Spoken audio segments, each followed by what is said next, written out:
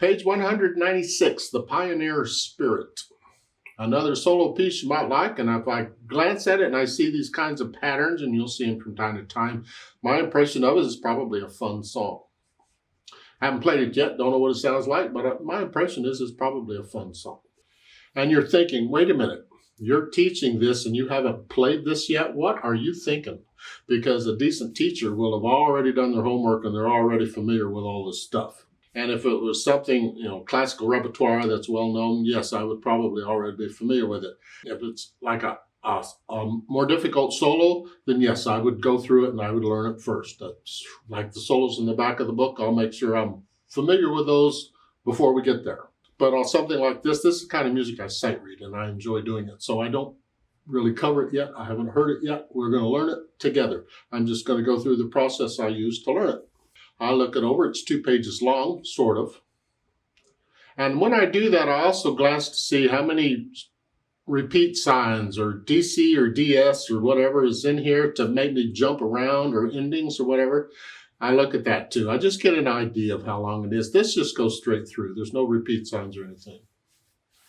The clef signs are treble and bass clef at the beginning, and I might glance through it there too and see if there are any changes in the clef signs anywhere, although right now that's not important to me. I'll cross that bridge when I get there. So just at the beginning, it's treble and bass clef. This key signature is no sharps or flats, so it's either C major or A minor. If I look at the end, it's actually here. We're in G major. You think, really? Is that what it is? If you'll notice on page 197, they got F sharps all over the place. Every time you get an F, it looks like there's a sharp sign.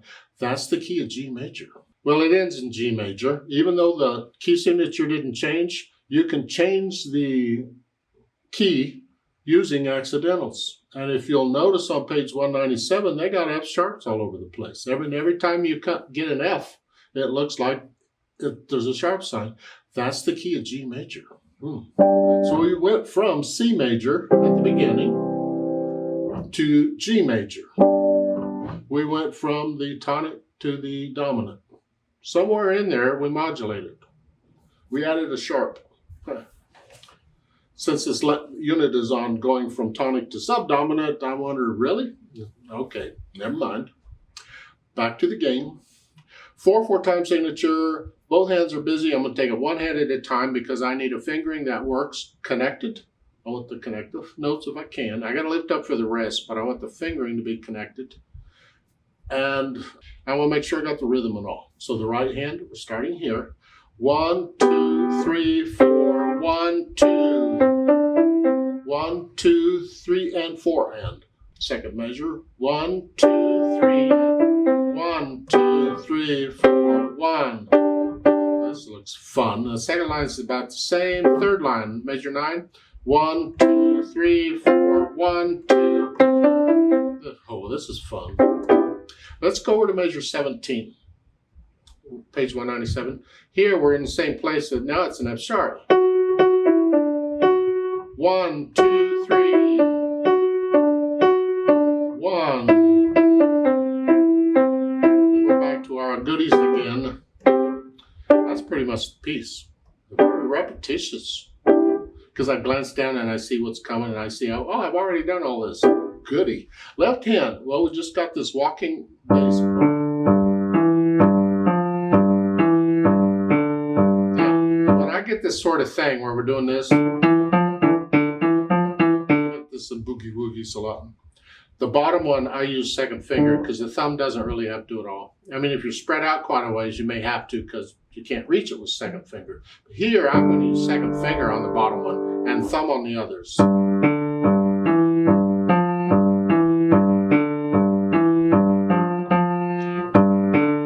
All the way through. Now, measure 9, we're up here. Again, 2 on the front. Sounds weird? We're still in C major because I expected to be flat there. But it's a B natural. They wrote it. I don't know. Then for measure 17, they went thumb? No. In measure 16, I was here. I'm already using the thumb. I don't want to use thumb again. I could, because I'm good, but I don't want to do that. I want to connect them. So I'm going to use second finger, and I'm just going to stay there, going on, and then I can reach down for measure 21 and back down to C. And then measure 24 is here, same thing. I'm going to use second finger for the first one. I'm staying there, and a 3, and now reach down. Okay. Then the end, the last 2 measures, block chords. You're here, and it's a 1-2 because I've been using 1-2 in this. And then the last 2 have an 8/8 under them. That means you go down here. And you can use 1 or 2, whichever. I don't care. Just use something. Then I try to put the hands together.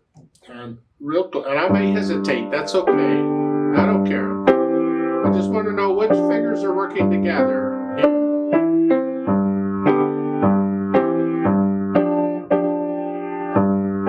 Now measure 17. It's here.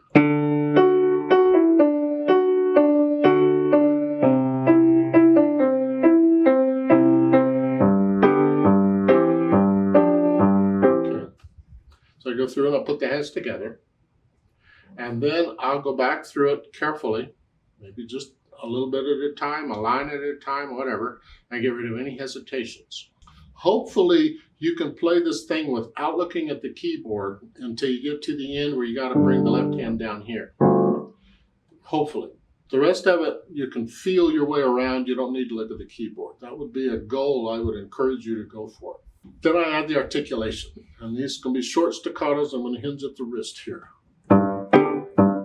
And when I got time, I'm on the key and I'm bouncing up. If I don't have time, you have to do this, but make it a low motion.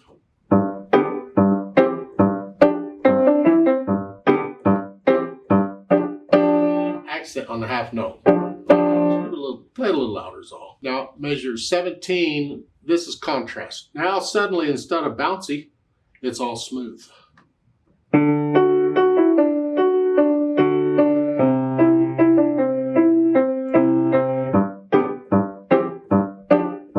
So forth. This left hand, I measure 17, 18, 19, so forth. Connect that. Till you get to there. Same thing, I measure 25, that line. Connect the left hand all the way across. Then once I have the articulation under control, I add the dynamics. Now they apply to the melody. At the beginning, it's kind of hard to tell because you need both hands, but really it's the right hand, I think. Loud. I think you can sort of do both hands loud, but when the right hand's playing, I want to hear it.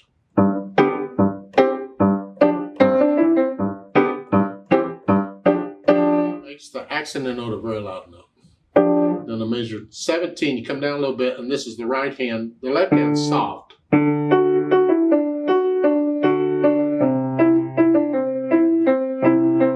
Then swell. Go. Yeah. Now measure 25, the swells are even more pronounced, because now you're loud going up to very loud. Soft. You're echoing that. Up to moderately soft, then loud, going up to very loud. Pew F means more loud. Louder, pew means more. You're loud, and they want more loud. Well, that's very loud. All right, so now you're very loud. Down here, don't go very loud down here. If you do that, it just comes out as a splat. Yeah. So it depends on your piano too. If you have a grand piano with a longer soundboard, you get away with that a little better. But this is a baby grand here, and I can't do this very loud. It just comes out. Blech. So here, this is very loud. And this is more like just loud. One of the things we want to remember too is in the left hand at the last 2 measures when you're doing this, I want to hear this. Don't drown it out. So stay under it. Then once I have the dynamics under control, I hope, I think about the speed. And lively is anything goes just about. It needs to be accurate. So it's whatever. Remember the natural accents? 1, 2, 3, 4. 1, 2, 3, 4. You might even feel this in 2, although it's not cut time, it's 4/4 time, but lively is there.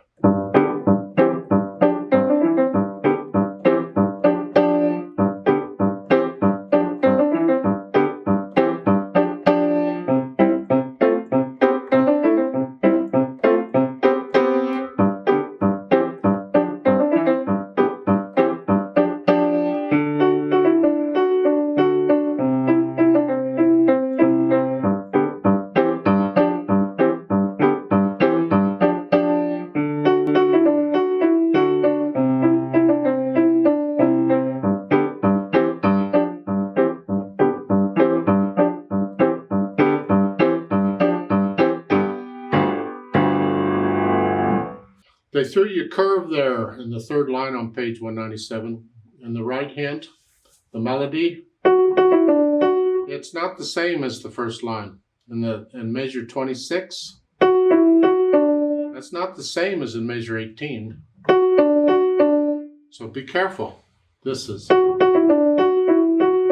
kind of thing that would get me in trouble in college when I would be playing pieces, because I listened to the harmonies and I just kind of go along with it. And when I would get this sort of thing in college, I didn't play this piece.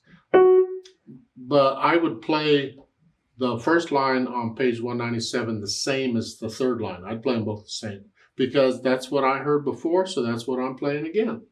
And the professor would get angry. He actually got angry once because I kept playing the wrong notes. Well, I was playing the wrong notes because I was playing the first line again. I wasn't playing this line. And he would, you got to get in there, and it's the details. You got to get the details right. I get this wrong sometimes in these videos too. I'll play a demo it, and I'll play it wrong because I miss these little things. Don't miss these little things. No. So watch it on that. Let's play this together very slowly and check the notes and the rhythms. I'm not going to do the dynamics. I'll do the staccatos and all that, and the accents. I'll give us 4 counts. Even one hand at a time if you need to. This is just to make sure, are you playing the right note at the right time? That's all this is for. 1, 2, ready, go.